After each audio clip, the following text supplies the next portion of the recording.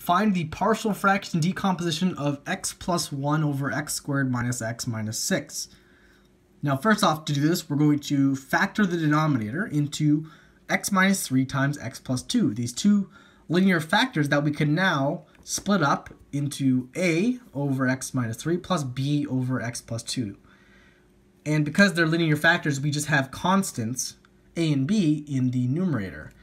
And so to solve for these constants, we're going to multiply both sides of the equation by the entire denominator on the left. And so all we'll have on the left is x plus 1.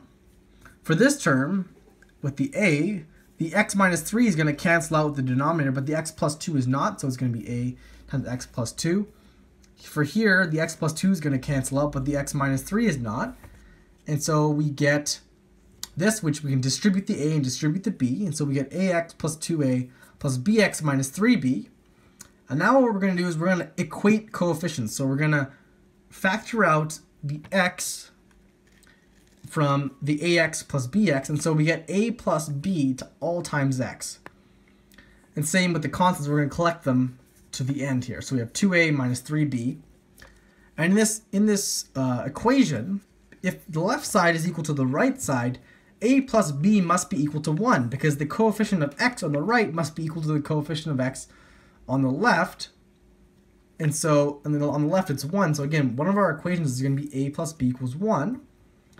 And over here, that our two constants, the sum of them have to be equal to 1 as well. And so again, we have 2a minus 3b equals 1. We still have to solve for a and b here, and we're going to do that using this system of equations. So I'm going to use substitution. I'm going to solve for a in the first equation, a equals 1 minus b.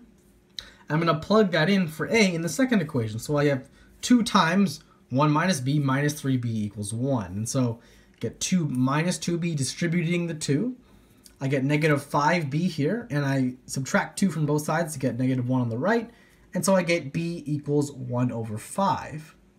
And again, I can plug that back into the first equation. So it's 1 minus b, which is 1 over 5. And so I know that a is 4 over 5. And so I'm going to plug those values of a and b back into my original equation. And so a is 4 over 5. So I have 4 over 5 over x minus 3. And b is 1 over 5. So it's 1 over 5 over x plus 2. And so if you want to simplify that, this fraction, the denominator of this fraction can go into the denominator of this big fraction. And so you could also write it like this. It looks a little bit more clean. So we have 4 over 5 times x minus 3 and 1 over 5 times x plus 2. But there's actually a shortcut method we can use. If we go back to this line, the x plus 1 equals this. If we bring that down here, and if we actually plug in, say, x equals negative 2, that would actually cancel out this whole a term. And so if we plug that in, so I have negative 2 plus 1, that's negative 1. And negative 2 minus 3, that's negative 5b. Again, you can see we only have one variable, and we can solve for b. b is 1 over 5. Similar idea, if I plug in 3 for x, this term will cancel out. Here I'll have 3 plus 2, that's 5 times a. On the left, I'll have 3 plus 1, which is 4. And so again, I can solve for a, because there's only one variable, and I get a equals 4 over 5. And so again, this is kind of a shortcut way to find two constants, and we can only do this because there's only 2 constants defined. If there were 3 or more, it's a lot more difficult to do this. But it gets you the same answer as the systems of equations way.